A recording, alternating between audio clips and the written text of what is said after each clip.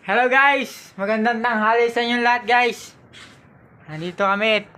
Nandito ang papa ko at i-interviewin ko. I-interviewin ko si papa tungkol dun sa naganap nung laban ko ng February 2. At kakausapin ko lang. Ano papa? Anong masasabi mo dun sa laban ko nung kay Jobert Francisco ng taga-Basud, yung nakalabang ko baga ng February 2? Gabi yun. Oo, maganda.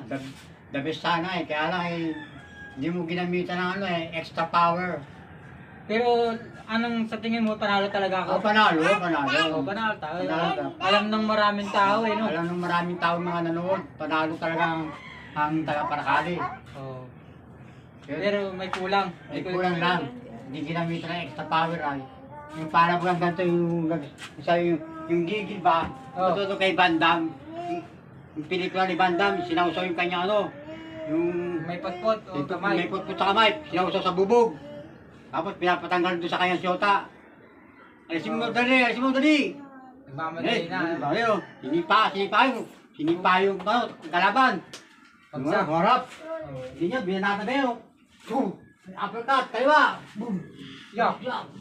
Knock out. Suntok lang. Ginamitan ng gigil. Ginamitan ng Gigil. Oo. Yung dugang. Dapat na gigil. Gagamitan mo ng gigil pag last round. Ay, yung kalabang ko ay lutay-tay na sa round 3 Oo, sayang yun. Lantang gulay na baga. Kung naalala mo sana yung mga training mo, knockout yun. Yun ang panalo mo doon, knockout. Oo, knockout. Pero alam natin na tayo ang panalo doon. Ito yan. May nagsigaw pa baga na Oh. sabi daw baga wag na kayo magbabuksing. Sabi mo, nanood ba si Kuya Israel? Eh, naikwento sa atin. Oh. Sabi ganun baga. Doon daw sa gate. Hindi nagsigaw sila, daw. hindi sila sport. Oo. Hanggang dinaan nila sa daya. Yun.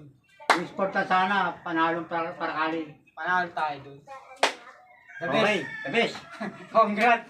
Congrats sa atin! Panalo kami! Woo!